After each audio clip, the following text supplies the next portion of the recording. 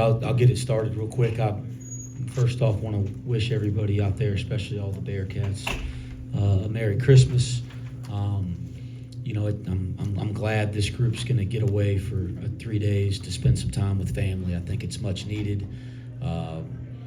And I think about the guys like Aziz and Victor and Seamas that actually don't get to see their family.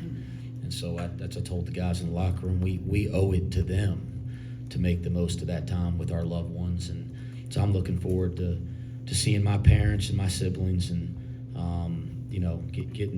getting away from it for a couple. I don't know if I'll get away from it mentally or working on it, but just getting with some family. So Merry Christmas to everybody out there, and I'm glad these guys get a break. I'm glad we won. Sometimes the game before Christmas is a difficult one.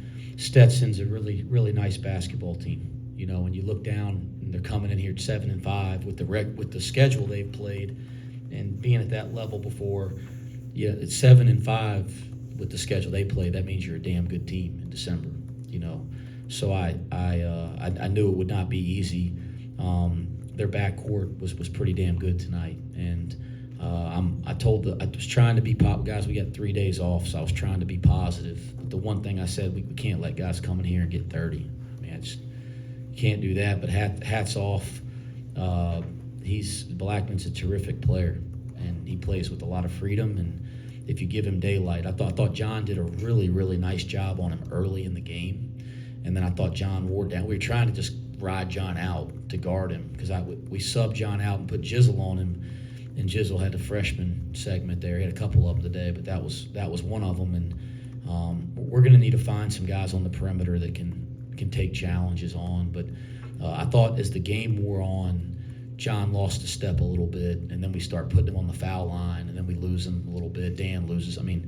So I give him credit. He was terrific tonight, but I'd like us to be better. So I'm not happy about that. I'm really not happy about the free throws. That's 2 out of 3 games. We're putting somebody in the line 29, 30 times. Like, we got to make – I'm out there arguing calls, but the fact of the matter is, like, we got to make a better effort.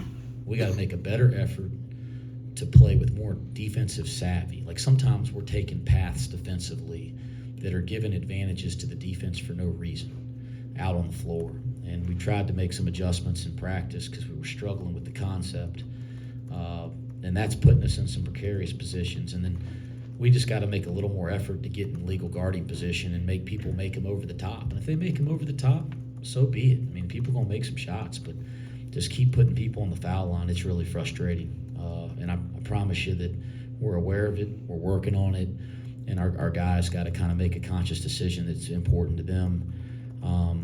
I thought we were a little careless with the ball at times. Like I thought, Jamil, he's got to get the rust off and get his footwork back because the footwork turnovers are killing us because we got the ball at 3 or 4 feet and we're traveling. He had 3 of them, I think, in the first half. I thought Vic just wasn't tight with the ball early. So you look down at halftime and they got 5 or 6 turnovers between the 2 of them. But I thought both of them tightened up a little bit in the second half.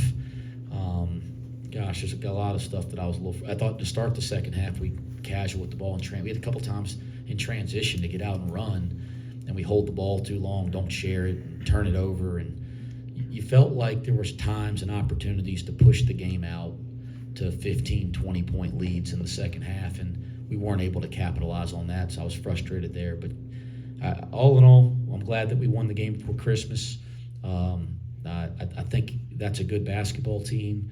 Being in a game late, that's good for our development. We're going to be in games, so having to execute in the last 4 minutes was good for us.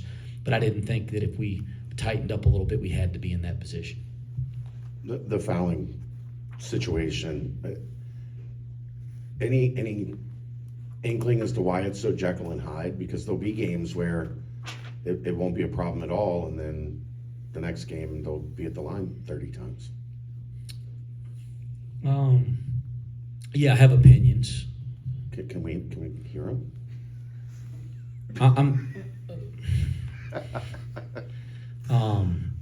I'll just stick to this.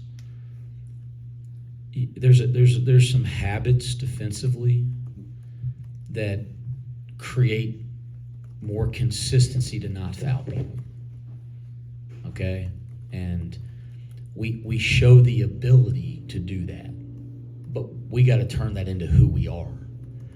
And we have some guys with some really bad habits.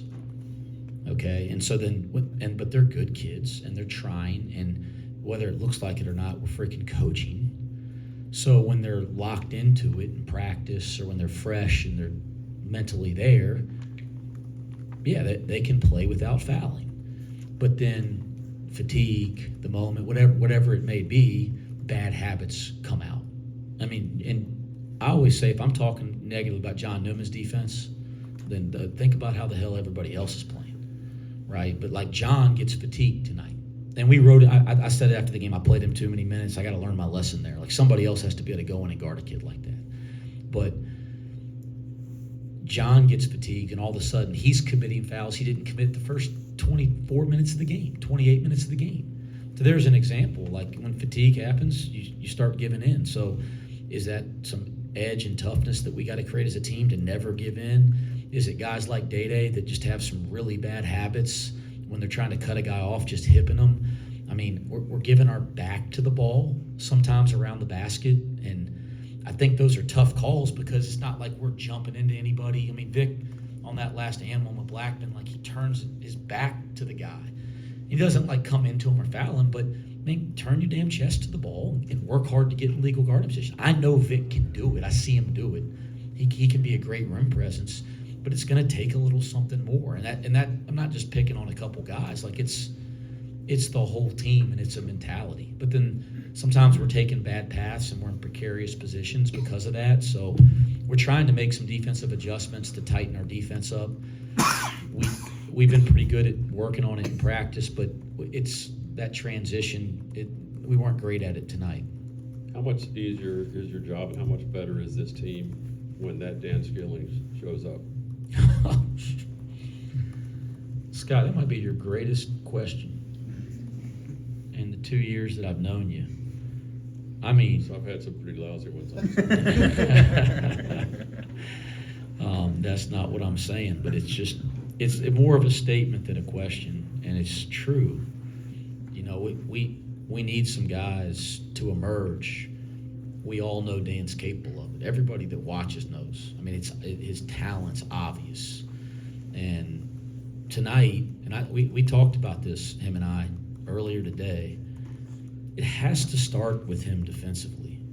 Like, it has to start there. Like, he's got to go into the game, and he's got to be really, really energized to make an impact defensively.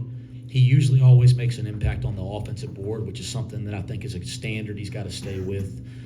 And then he's just got to play the right way. And I thought he did that tonight for the first time in a really long time. And what happens? The ball just finds him.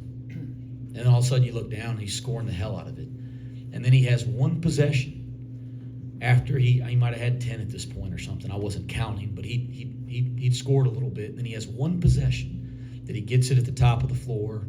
It sticks. He puts his head down and he goes and turns it over. And it's like, stop that. Like, move the ball. Because when you just guard, rebound, do your job, and play hard, he's a natural scorer. He's going to score. And so I thought, for the most part tonight, he just played, and he played hard. In the first half, I thought he really got it going. He could be a great defender for us. We need him to be. We need somebody other than John to do that. You can see possessions tonight where he showed the capability of doing that, and then you can see possessions where he relaxes, and it's like, bang, three. You know, we take John out because he's dying or gets his fourth foul, and then it's like and then you see the next possession, Dan gets to a screen and blows it up and, you know, stops Blackman and gets it out of his hands, and you're like, okay. But we need that Dan Skillings to continue to. Doesn't mean he's got to shoot it like that every night, but we need that kind of mentality. I believe in the kid as much as you could believe in a young person. He's trying, and so we do need him to keep trending that way every night. Coach, we saw Vic and Jamil together tonight. How much are those two able to play off one another with the different skill sets? They could be a phenomenal group because they're both good passers and they both have really good feel for the game. I've challenged actually those two, and they basically haven't played together in practice since October, right? And I am not, guys. I don't make excuses. Like, I'm not. It's just the truth. because as the season starts, we're trying to get Odie and Vic playing together, or Vic or Odie playing as the single big with 4 guards. And then Aziz comes, so then we're trying to get Aziz and Vic with Odie in there a little bit, and then maybe Aziz or Vic with 4 guards. And so Jamil has been on the other team in practice. He has not played with Aziz. He's not played with Vic. So the last week since he got cleared, I've been trying to play him and Vic together a lot, so they start to get that connection together, because it could be fun. The question is, can we do the right things defensively to make it work? And that was kind of the debate we were having on the sideline tonight. We were actually about to sub and go small, and then we had a really good offensive possession. We got to stop. We had another one. We decided to stick with it for a little bit. 2 more. You guys have 19 assists tonight, 7 for CJ Frederick. Did you feel like the backcourt, the ball was pinging around and just moving really well in the flow of the offense throughout the game? Yeah, outside of it's 9 turnovers, and I felt like we had 39. Outside of some of the careless stuff, turning the ball over, we've really emphasized getting the ball moving. And the kids are buying into it. But again, as the possessions wear on and the game goes back and forth, sometimes old habits show up. But we're really trying to get it moving and get to multiple actions and multiple sides. And sometimes when you do that, you turn it over a little bit more at the beginning. Sometimes you're going to get late shot clock, which you guys saw that happen a little more than usual. And it's just part of it. If you want the ball to move more and you want offense to turn over more, there's going to be some negative side effects to that. But I do think that's really important for this team. And I thought it was significantly improved tonight than it's been the last couple of weeks. Speaking of CJ Frederick, he looked to appear to tweak that hamstring there early in the second half. Was that just something minor? I mean, obviously he was able to come back in, but just something minor there for CJ. You guys didn't have him up here. I haven't had a chance to visit with him yet, but he practiced yesterday, and then we played him really heavy minutes today. 33. My gosh, with Seamas. Seamas had the shoulder injury yesterday, and I don't think it's serious. We've already done an MRI and all that, so nobody needs to freak. But found out a lot of it had to do with the car accident. So when we did the MRI, he had something that's a couple weeks old, and you see the car crash. It's right where he hit the windshield. We actually have tape of that now, and it's insane. It's violent. It's I just saw that today, and it's wild. But he's had a tough go of it, Seamas. I mean, it's just like one thing after the other, and I think he felt like he was starting to find an offensive rhythm the last couple games. But it was that was the last play of practice yesterday. But I do think he's going to be fine. He just got to get that shoulder to calm down a little bit. But when you talk, Seamas is out.